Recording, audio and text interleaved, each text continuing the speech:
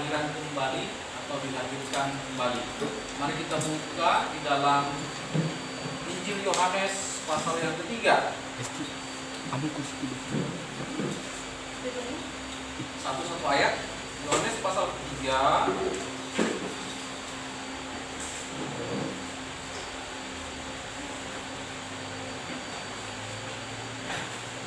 ayat 1 sampai 8. Yohanes 3 ayat 1 sampai 8, dimulai dari yang ceria, silakan. Yohanes 3 ayat 1. Percakapan dengan Nikodemus adalah seorang Farisi yang bernama Nikodemus, seorang pemimpin agama Yahudi. Ia datang pada waktu malam kepada Yesus dan berkata, "Rabi, kami tahu bahwa engkau datang sebagai guru yang diutus Allah. Sebab tidak ada seorang pun yang dapat mengadakan tanda-tanda yang engkau adakan itu, jika Allah tidak menyertainya." Ayat 3, Yesus menjawab katanya, "Aku berkata kepadamu, sesungguhnya jika seorang tidak dilahirkan kembali, ia tidak dapat melihat kerajaan Allah." Kata Nikodemus kepadanya, "Bagaimanakah mungkin seorang dilahirkan kalau ia sudah tua? Apakah ia masih kembali ke dalam rahim ibunya dan dilahirkan lagi?" Jawab Yesus, "Aku berkata kepadamu, sesungguhnya jika seorang tidak dilahirkan dari air dan roh, ia tidak dapat masuk ke dalam kerajaan Allah." Ayat ke-6, "Apa yang dilahirkan dari daging adalah daging, dan apa yang dilahirkan dari roh adalah roh." Ayat ke-7, "Janganlah engkau heran, karena aku berkata kepadamu, kamu harus dilahirkan kembali." Ayat ke-8, "Angin bertiup kemana ia mau, dan engkau mendengar bunyinya, tetapi engkau tidak tahu dari mana ia datang atau kemana ia pergi. Demikianlah halnya dengan tiap-tiap orang yang lahir dari roh." Oke, puji Tuhan. Ya.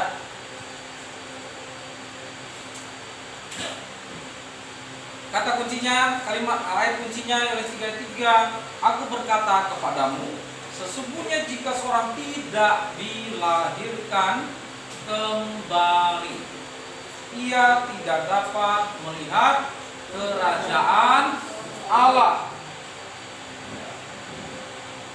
Dilahirkan kembali, ya, be born from above. Be born from above. Above itu atas. Dilahirkan dari atas. Di dalam bahasa Yunani-nya disebut genete anogen. Ya, tetapi diterjemahkan dengan dilahirkan kembali. Yang lebih tepatnya adalah sebenarnya dilahirkan dari atas. Dari atas itu di mana? Dari mana? Maka kita lihat struktur kalimatnya, karena di sana dikatakan berkaitan dengan kerajaan Allah. Jadi yang dimaksud atas itu, above itu adalah kerajaan Allah. Siapa yang ada di dalam kerajaan Allah? Siapa yang ada di dalam kerajaan Allah? Allah. Siapa? Kalau dikatakan siapa berarti itu pribadi, ya. Allah sendiri. Jadi yang dimaksud dengan dilahirkan kembali adalah dilahirkan oleh Allah. Allah yang melahirkan kita. Allah yang melahirkan kita. Baru kita dapat, di sana dikatakan, melihat kerajaan Allah. Artinya seseorang yang tidak dilahirkan kembali, yang belum dilahirkan dari atas, yang belum dilahirkan oleh Allah, tidak dapat melihat kerajaan Allah.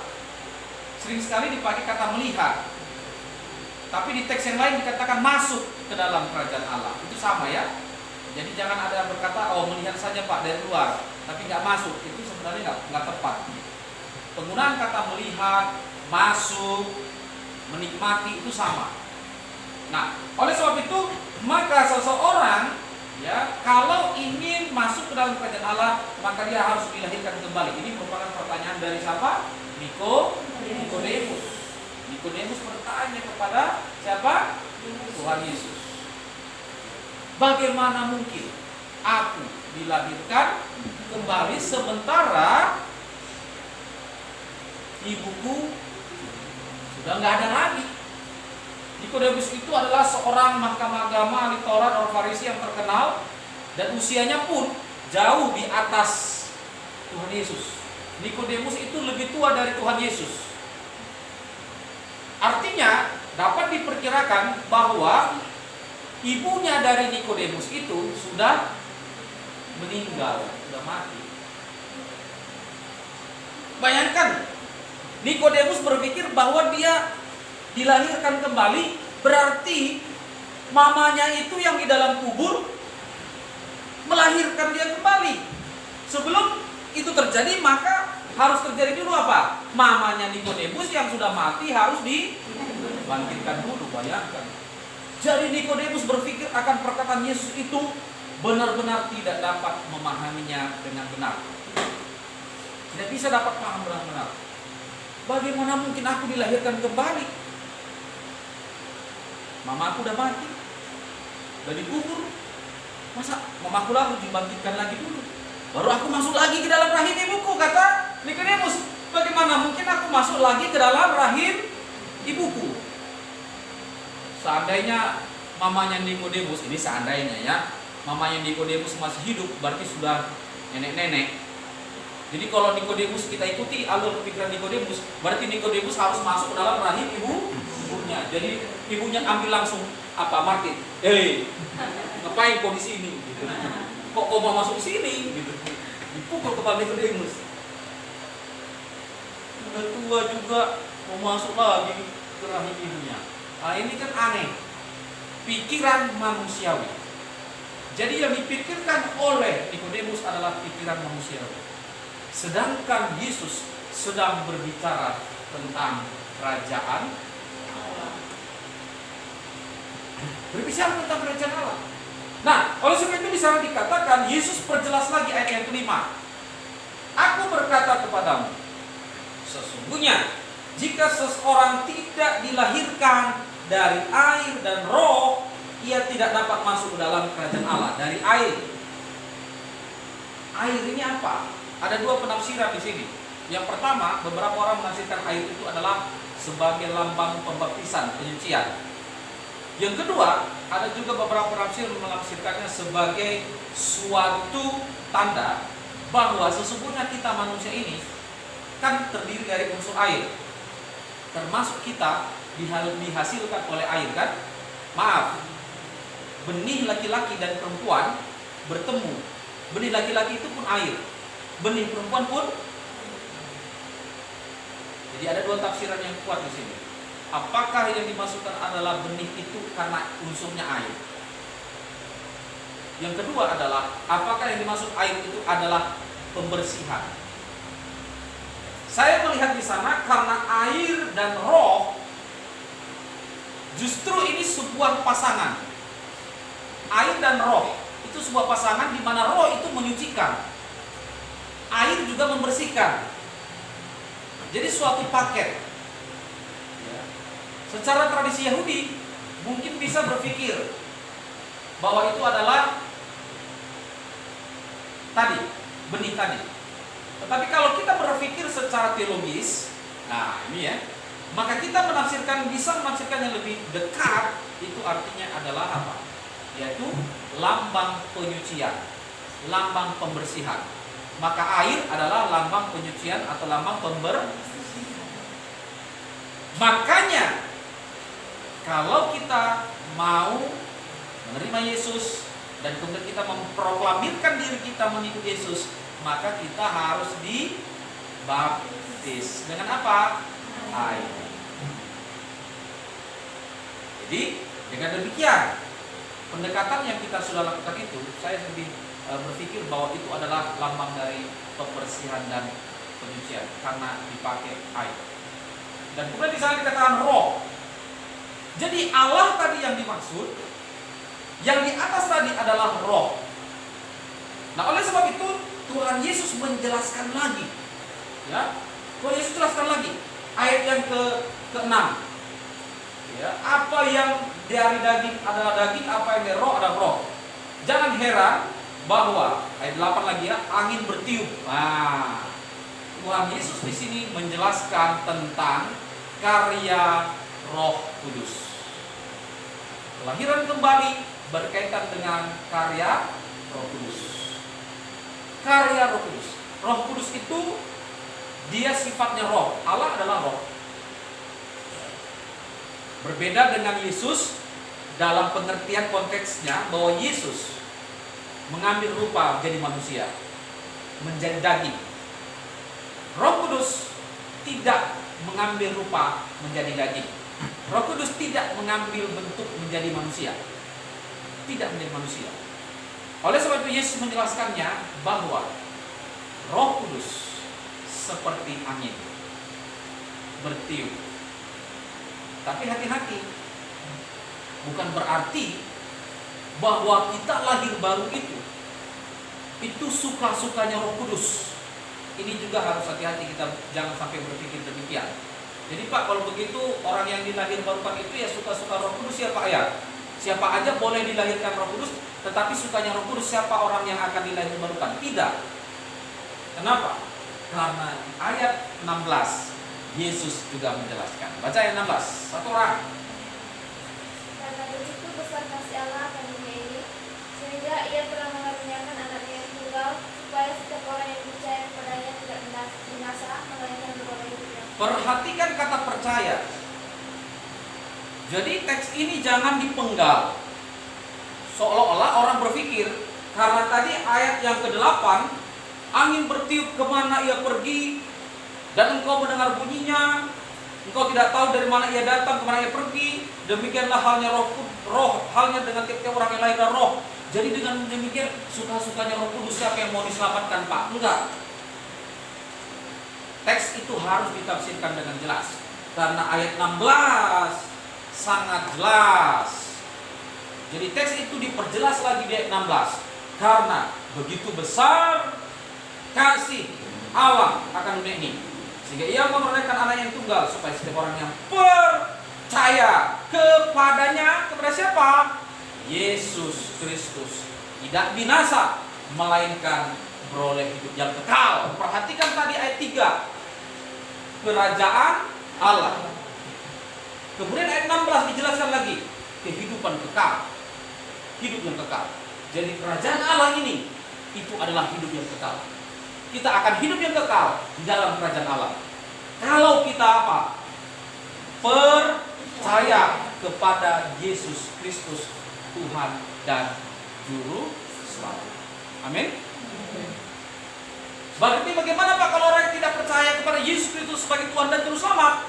Ayat 18 jawabannya. Baca. Barang siapa percaya kepadanya, ia tidak akan dihukum. Barang siapa tidak percaya, ia telah berada di bawah hukuman, sebab ia tidak percaya dalam nama Anak Tunggal Allah. Ya, ayat 19 lanjut yang lagi-lagi. Ayat 19 lagi-lagi. Dan inilah hukuman itu, terang telah datang ke dalam dunia, tetapi manusia lebih menyukai kegelapan daripada terang, sebab perbuatan mereka jahat. Ayat 18 ya? 18, ya, oke.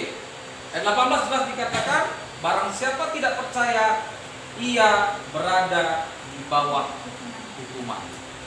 Jadi ini merupakan kontras dari barang siapa yang percaya kepada Yesus, hidup kekal di dalam kerajaan Allah. Yang menolak Yesus Kristus, maka dia akan binasa, berada di bawah penghukuman. Amin. Nah, saudara-saudara, semua manusia memerlukan Juru Selamat. Ku perlukan Juru Selamat. Terus tak tersesat. Kita membutuhkan Juru Selamat, dan Yesus Kristus telah diberikan. Barang siapa yang percaya kepadanya tidak binasa, melainkan beroleh hidup. Kita semua punya latar belakang, kalian juga pasti punya latar belakang. Tidak ada seorang pun yang boleh berkata bahwa saya tidak membutuhkan Juru Selamat. Kalau ada orang yang berkata dalam hatinya, saya cukup baik Pak, waktu saya di kampung halaman, saya taat orang tua, saya rajin ke gereja, saya rajin melakukan semua banyak aktivitas, kayaknya saya Pak nggak butuh Juru Selamat. Saya rasanya itu enggak deh, enggak mungkin masuk neraka karena saya baik. Tunggu dulu. baik apapun kamu, engkau sama, kita sama, bahwa kita adalah orang-orang yang dimurkai Tuhan, yang dimana kita harus berada di bawah penghukuman. Kita semuanya harus dihukum. Tetapi terpujilah Bapa di surga yang mengaruniakan putranya yang amin. Dia karuniakan putranya yang tunggal agar kita percaya. Jadi syarat untuk lahir baru percaya kepada Yesus Kristus sebagai Tuhan dan Juru Selamat. Dan hari ini sama, saya tantang Anda semuanya untuk membuka hatimu, percaya kepada Yesus Kristus sebagai Tuhan dan Juru Selamat. Amin. Semuanya kejahatan-kejahatan kita, dosa-dosa kita, apapun yang pernah kita lakukan itu, tidak ada dosa besar, tidak ada dosa kecil. Sama itu. Baik dalam pikiran kita, perkataan kita, perasaan kita, dan bahkan apa yang kita lakukan, semua itu seringkali melukai hati Tuhan. Dan bahkan firman Tuhan berkata apa? Karena satu orang manusia, maka seluruh manusia masuk ke dalam dosa. Karena satu orang, yaitu Adam, maka kita semuanya jatuh di dalam dosa. Tidak ada yang orang yang tidak berdosa. Sama, kita semua sama-sama orang yang berdosa. Nah, ketika kita menerima Yesus Kristus sebagai Tuhan dan Juru Selamat kita, maka Roh Kudus, Efesus 1 ayat yang ke-13, baca.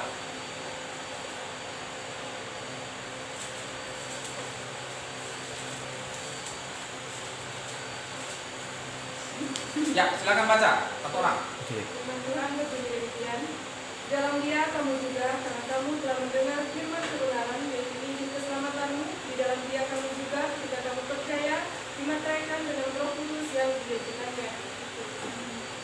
Ya. Ketika kita apa? Percaya. Nah, perhatikan, sama. Tadi Yohanes 3:16 juga katakan percaya. Efesus 1 juga ayat 13 katakan percaya. Jika kamu mendengar, ya kan? Mendengar kan? Dan kemudian yang kedua, ketika kamu percaya. Percaya di mana? Mendengar, percaya. Dan kemudian dikatakan apa lagi? Dimateraikan oleh Roh Kudus. Jadi itu suatu proses yang ilahi. Ketika kita percaya akan Injil, percaya kepada Yesus Kristus sebagai Tuhan dan Juru Selamat kita, maka Roh Kudus akan dimateraikan di dalam kehidupan kita, dan Roh Kudus itu akan melahirbarukan kita. Roh Kudus itu akan mengubah hati kita. Dialah yang akan bekerja. Tapi bagian kita apa? Percaya. Jika kita percaya, maka karya Roh Kudus itu bekerja, melahirbarukan kita, meregenerasi kita. Regenerasi, melahirbarukan hati kita, pikiran kita, perkataan kita, perasaan kita, kehendak kita dilahirbarukan. Oleh sebab itu, ya, kita mengalami kelahiran kembali. Tanpa Roh Kudus, dapatkah orang mengalami kelahiran kembali? Tanpa percaya Yesus, dapatkah orang mengalami kelahiran kembali? Tidak. Tanpa mendengar Injil, dapatkah orang mengalami kelahiran kembali? Tidak. Itu clear, itu jelas dalam Alkitab. Tanpa Roh Kudus, seseorang tidak mengalami kelahiran kembali. Tanpa percaya Yesus, seseorang tidak dapat mengalami kelahiran kembali. Tanpa mendengar Injil, yaitu di dalamnya adalah berita Yesus Kristus, seseorang tidak dapat mengalami kelahiran kembali. Berikutnya, tanpa membuka hatinya, seseorang tidak dapat mengalami kelahiran kembali. Pak, kalau begitu kan biar Tuhan aja ya Pak yang membuka hati saya. Tidak. Bukan begitu. Tuhan itu bukan memaksa kamu, tetapi Tuhan itu bekerja dengan lembut. Amin. Roh Kudus itu menjamah hatimu dengan lembut. Pak, bagaimana Pak kalau orang yang sering diinjili, diberitakan Injil, tetapi menolak? Berarti hatinya keras dan dia tidak mau menerima Injil. Pak, bagaimana kalau sampai matinya nanti dia tidak mau mendengar Injil dan percaya Yesus? Dia berada di bawah pembukuan. Yohanes 3:18. Clear. Jadi anugerah itu diberikan, tetapi keselamatan itu diberikan kepada orang yang percaya. Amin. Saya percaya Yesus. Percaya itu bukan hanya percaya gini ya. Karena ada orang berpikir, Pak, ya percaya aja Pak. Kau percaya Yesus? Ya percaya. Percaya Roh Kudus? Percaya. Percaya firman Tuhan? Percaya. Tapi hidupnya nggak mengalami pelayanan kembali? Enggak. Jadi jangan salah paradigma. Alkitab ketika menjelaskan orang percaya sama dengan iman, orang yang beriman. Kata yang dipakai itu pisteo, iman. Jadi nggak ada, kalau ada orang berpikir ya percaya tapi belum tentu beriman, Pak, itu salah. Salah secara terminologi dan secara biblika Alkitab itu salah. Jadi kalau dikatakan berdasarkan Alkitab ya, disebut percaya Yesus, itu orang beriman. Pasti lahir baru nggak Pak? Pasti. Karena Alkitab tegas. Manusia aja yang berpikir abu-abu. Percaya Yesus tapi nggak lahir baru. Percaya Yesus tapi nggak beriman. Itu manusia yang nggak jelas. Alkitab tegas. Orang yang percaya sama. Karena kata percaya dan beriman sama. Isteo. Berarti dia beriman. Dia akan mengalami kelahiran kembali. Itu sama. Jadi Anda pun sama. Ketika Anda percaya, maka Anda pasti ya, dilahirbarukan oleh Roh Kudus. Tahun 2001 saya menerima Yesus, membuka hati saya tahun 2001. Sama ketika di ospek. Makanya ospek bagi saya itu tidak pernah akan saya lupakan. Di kampus saya dulu, di STT Dulos. Ya. Ada seorang pengkhotbah yang berkhotbah pada waktu itu dan menantang kami semuanya untuk membuka hati kami agar kami percaya pada Yesus dan meninggalkan kehidupan yang lain. Disitulah saya baru membuka hati saya untuk menerima Yesus. Dan saya rasakan bagaimana karya Roh Kudus menjamah. Setelah itu baru saya bisa melihat, baru saya bisa memahami kebenaran firman Tuhan. Sebelumnya bagaimana? Saya rajin ke gereja. Saya rajin banget ke gereja. Saya ketua muda-mudi lagi di gereja saya di kampung. Saya ketua muda-mudi. Rajin. Muda-mudi kalau di kampung kan malam minggu latihan kor kan.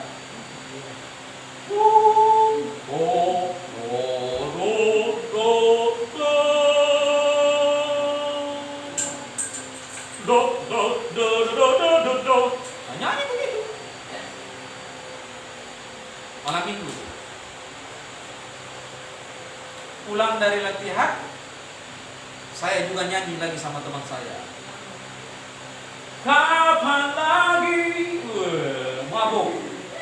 Dari di gereja nyanyinya ulang lagi. Pulang malam minggu sampai pagi bablas. Pernah saya udah tidur di jalan, waduh. Karena udah mabok, mau pulang udah berat mata. Udah teler. Udah minum, udah masuk semua, udah masuk. Udah memang jalan udah nggak bisa, udah berat. Udah depan rumah orang udah jatuh aja, nggak bisa lagi jalan. Teman-teman saya bilang, gimana ini? Mereka kadang-kadang teman-teman juga kan gitu ya. Kalau lihat teman begitu udah kabur aja mereka.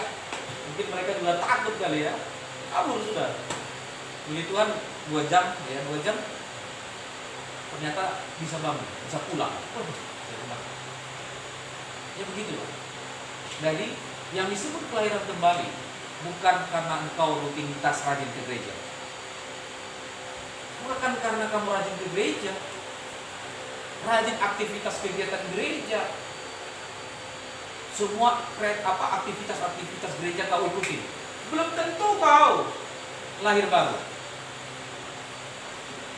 Selama kau tidak pernah membuka hatimu untuk percaya kepada Yesus Kristus sebagai Tuhan dan ini kuncinya. Oleh sebab itu para rasul pun tegas sekali, dan bahkan Tuhan Yesus katakan, beritakanlah Injil. Pergilah, beritakan Injil, jadikanlah semua bangsa muridku.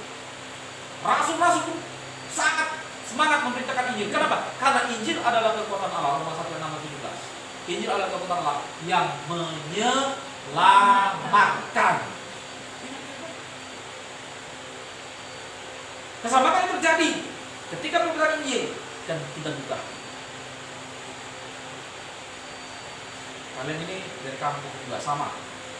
Saya juga orang kampung, kita sama-sama orang perantau. Ya, saya bersyukur kalau ada di antara kalian dari kampung sudah benar-benar membuka hati kalian untuk Yesus. Tapi saya ragu. Yang sungguh-sungguh kepada Yesus dari kampung itu saya ragu. Tapi kalaupun ada, saya bersyukur. Oleh sebab itu, pada hari ini bagi kalian yang belum sungguh-sungguh dari kampung, belum sungguh-sungguh menyerahkan hidup kalian kepada Tuhan Yesus, hari ini saat untuk kalian membuka hati kalian, percaya kepada Yesus Kristus sebagai Tuhan dan Juru. Tinggalkan perbuatan-perbuatan yang lama, pikiran-pikiran yang lama, cara berpikir yang lama, perkataan, kebiasaan yang lama, aktivitas yang lama, semua apapun itu yang bertentangan dengan kebenaran firman Tuhan, tinggalkan. Pak, emang bisa Pak? Bisa. Saya mengalaminya. Dan di atas saya lagi, lebih banyak lagi kehidupan yang lebih parah lagi. Saya tahu, ya, banyak begitu hamba Tuhan, lebih parah lagi hidupnya dari saya. Bisa diubahkan oleh Tuhan Yesus. Amin. Asal apa? Tiada yang mustahil bagi Tuhan. Tidak ada yang mustahil. Saya dulu waktu pertama masuk semester 1 blank. Walaupun saya sudah didoakan percaya Yesus waktu di ospek, tapi namanya blank, otak saya blank. Gak bisa ngikutin pada pelajaran. Ngantuk terus di belakang, Pak. Ini kepala udah sakit terus. Sebenarnya itu saya udah ini. Udah nggak bisa, pokoknya nggak bisa. Nggak masuk. Firman Tuhan pun sulit. Teman-teman saya sudah maju, udah bisa pelayanan, udah bisa kesaksian, tapi saya nggak bisa. Konsentrasi nggak bisa karena pengaruh kehidupan yang lama. Kalian bersyukur, ya, apabila kalian tidak terlalu jauh kehidupan kalian yang lama. Artinya apa? Kalian memiliki potensi yang besar untuk cepat mengalami pertumbuhan iman. Amin. Amin. Jadi saudara-saudara yang dikasihi Tuhan, demikian bahwa sesungguhnya Tuhan Yesus itu, ya, memberikan kepada kita roh untuk melakukan pembaharuan asal kita Amin. Oke. Saya berikan beberapa pertanyaan. Yang cepat angkat tangan ya. Saya akan kasih hadiah dari saya, bukan dari panitia. Sebutkan proses kelahiran kembali, angkat tangan.